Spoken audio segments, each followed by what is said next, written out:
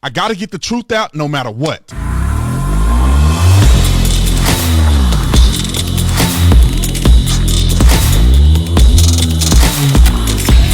This video is brought to you by Officer Privacy. If your information is online and you are unaware that people are doxing you or people have access to it, all you got to do is Google your name and put your information in. And if you look at these sites that have partial information bits of where you live, where you used to live, old phone numbers, you need to get that stuff off the internet, especially if you're a first responder. This officer that's involved in this situation is going to need officer privacy because they're going to dox him. They're going to come after him. Two ways you can get involved. You can have them remove your stuff and monitor it monthly, which is what I do. I have them monitor it so I don't have to worry about it. Or you can use their technology to take it off yourself and you monitor it on your own. So you have those options. Links are in the description section. Again, they can't make you invisible. It's not perfect, but it's going to be the best that's out there, the best that you can possibly get to keep you and your family safe. Yeah, but y'all already know what to do. So let's get into this. Ladies and gentlemen, ladies, I'm going to make this the fastest video I ever made before. They restricted my video. It got messed up last night on the live stream. So I'm going to go through methodically and tell you the truth, and I'm going to try to do it in under 4 minutes. Ladies and gentlemen and ladies, people are out here saying that this brother didn't even do nothing. Let me just talk about this for a minute. Let's talk about his criminal record just real quick. Why? Because it's pertinent to his behaviors on this day. He has been arrested multiple times before. He's pled guilty to situations involving auto theft, situations involving car theft. He pled down to misdemeanors. He's also been arrested and pulled over for other traffic violations like DUIs, driving on suspended driver's license, and other stuff. So this guy is not a saint, and his behaviors that you will see in the video that I'll link in below, because I did a full thing of this video, but they won't let me do it on YouTube. As you see in this video, his attitude. So let me walk you through what happened.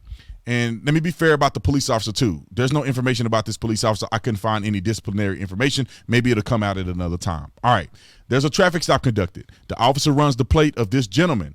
Comes back that the plate is not registered to that particular vehicle. That means the plate is not on the proper vehicle. That is a crime. And then also, it's indicative of two type of scenarios that could have happened. Some people, they have one vehicle registered and they put the plate on other cars. And that's what they do. So they don't have to register all the vehicles. They just use one plate for all the other vehicles. Police officers can recognize that. Or people like him who've been arrested for being involved in stolen vehicles before. When you steal a vehicle, you put a legitimate plate on there. So when they run it, it doesn't come back stolen. But the officer is smart enough to see that it doesn't match the description of that particular vehicle. Conducted the traffic stop. The guy gets out immediately, shuts the door. You should never do that. Officers' red flags are going out of control. The plate doesn't match, and this guy then got out of the car, unprovoked and slammed the door. Asked him for ID. In this picture here, the guy said, I have my ID. The cop said, let me see your ID. What do you pull me over for? He said, because your plate don't match the car. The guy said, I got my ID. He opens the door, act like the other guy was going to give it to him, never produced the identification. Asked him again, why you pull me over? Your plate don't match this vehicle. Then the guy shuts the door, try to walk off, and he was going to try to run. The officer began to grab him to detain him. He fight the officer. He breaks free. The officer chases him and tackles him to the ground, and now the fight is on. He's wrestling. The officer is completely out of breath. That guy's gassed. They both looked gassed to me, like they didn't have much in the tank. But the guy still wasn't complying. At one point, he came from the ground. He was standing up. It's still not complying. And then the officer pulled out his taser and attempted to tase the guy. Then the suspect here, who's now deceased, he began to fight the officer for the taser. They fought for about 90 seconds. And if anybody has ever been in a fight, fighting for 90 seconds is forever.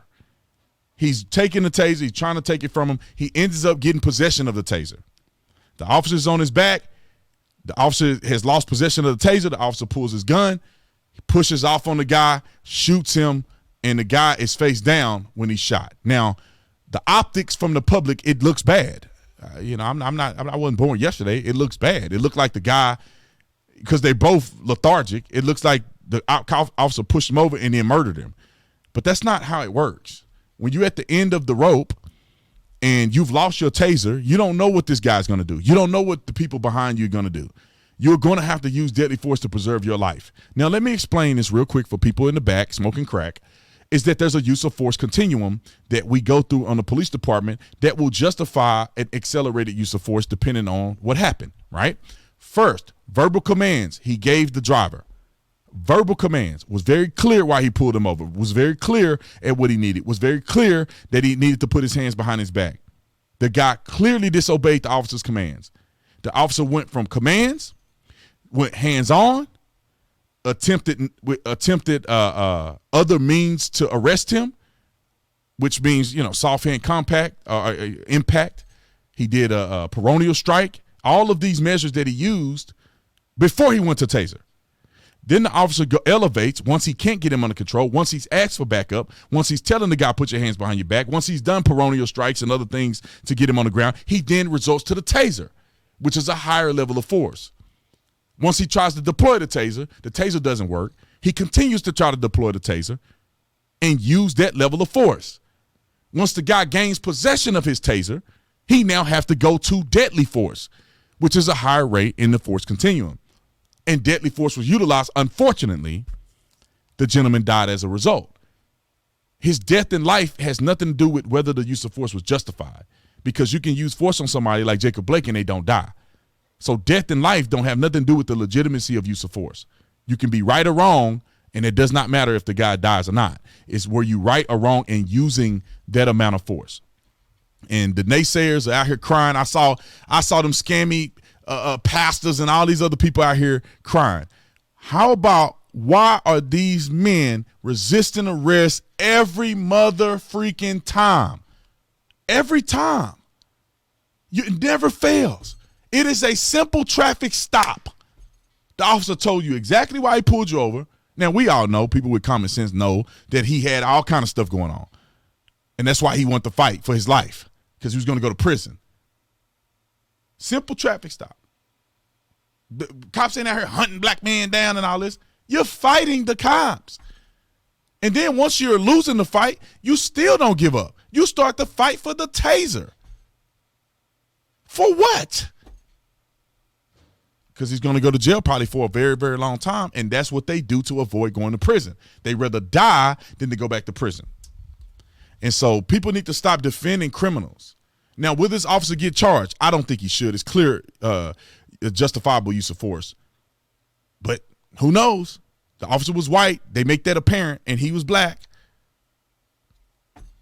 But now you know the truth. Don't let nobody lie to you. This guy had a criminal record. It wasn't as long as the ones I've seen, but he had a criminal record involving auto theft and driving on suspended driver's license. All of the things in which pertain to his behavior in this incident. So comment in the comment section if you think it was justified or not. So I love you guys. I appreciate you. Share this video with everybody that's questioning what happened in this situation. I'll see you on the next one. I'm out.